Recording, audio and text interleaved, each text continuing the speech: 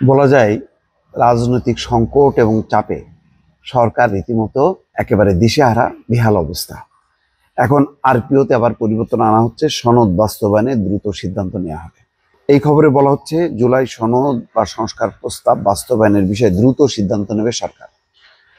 আর যে সিদ্ধান্ত নেওয়া হবে সে বিষয়ে সরকার এবার অনড় থাকবে। এদিকে গণপ্রতিনিধিত্ব আদেশের আরপিও সংশোধনের খসড়ায় আবার পরিবর্তন আনার সিদ্ধান্ত নেওয়া হয়েছে। শনিবার রাতে রাষ্ট্রীয় অতিথি ভবন যমুনায় প্রধান উপদেষ্টা অধ্যাপক মোহাম্মদ ইউনূস কয়েকজন উপদেষ্টার সঙ্গে অনানুষ্ঠানিক বৈঠক করে এসব বিষয়ে আলোচনা করেন। বৈঠকে সার্বিক রাজনৈতিক পরিস্থিতি এবং নির্বাচন পরিস্থিতি নিয়ে আলোচনা করা হয়। সুপারিশ জমা দেওয়ার পর রাজনৈতিক দলগুলো পরস্পর বিরোধী অবস্থান নিয়েছে। বিএনপি বলছে জুলাই জাতীয় সনদ বাস্তবায়নের আদেশ জারির এখতিয়ার এই সরকারের নেই, কেবলমাত্র নির্বাচিত সরকার বা নির্বাচিত সংসদ সেটি করতে পারে। আর জাতীয় নির্বাচনের আগে গণভোট অনুষ্ঠান অপ্রয়োজনীয়, অযৌক্তিক এবং অবিবেচনাপ্রসূত বলেও দলটি মনে করে। জামাত ইসলামী সহ ৮ দল নভেম্বরের মধ্যে গণভোট সহ 5 দাবিতে আন্দোলনে রয়েছে। জুলাই সনদ বাস্তবায়নের পর অন্তর্বর্তী সরকারের পদক্ষেপ দেখার পরেই এনসিপি সনদ স্বাক্ষরের বিষয়ে সিদ্ধান্ত নেবে। এনসিপি সনদ স্বাক্ষর করেনি, এটা একটা চাপ।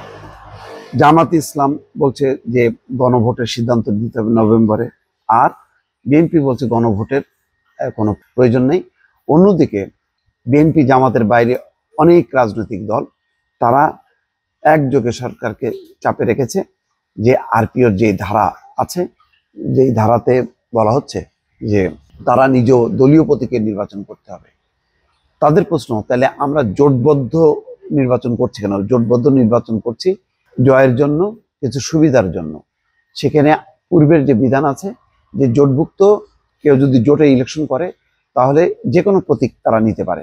তা স্বাভাবিকভাবেই যদি কেউ বিএনপির সঙ্গে জোট বাঁধে, ছোট রাজনৈতিক দলগুলো ধানের শীষ প্রতীক নেবে। জামাতের সাথে যদি জোট বাঁধে তাহলে তারা হয় দাড়িপাল্লা নেবে, না হয় হাত পাখা নেবে। এই সুযোগটা অবহিত করার জন্য তারা চাপ দিয়েছে এবং সরকারও বুঝতে পারছে যে আসলে এতগুলো রাজনৈতিক দলের বিরুদ্ধে যাওয়া ঠিক হবে না। মূলত ছোট ছোট রাজনৈতিক দলের চাপে বিএনপিও সরকারের কাছে আবেদন জানিয়েছে যাতে এই আরপিওর এই ধারা পরিবর্তন করা হয়। আবার এই আরপিও পরিবর্তন সরকার যাতে না করে সেই ব্যাপারে আবার চাপের মধ্যে রেখেছে জামাত। তারা বলেছে এটা হবে বিএনপির সঙ্গে আঁতাত এবং এর পরিণাম ভালো হবে না। ফলে নানামুখী চাপের মধ্যে সরকার একেবারেই বলতে গেলে বেসামাল অবস্থা। সেই অবস্থা কাটানোর জন্য কয়েকজন উপদেষ্টাকে দায়িত্ব দেওয়া হয়েছে। তারা যাতে রাজনৈতিক দলগুলোর সঙ্গে আলোচনা করে জুলাই সনদ বাস্তবায়নের উপায় কোনভাবে বাস্তবায়ন করলে সংবিধান সম্মত হবে সেটা উপায় বের করছে।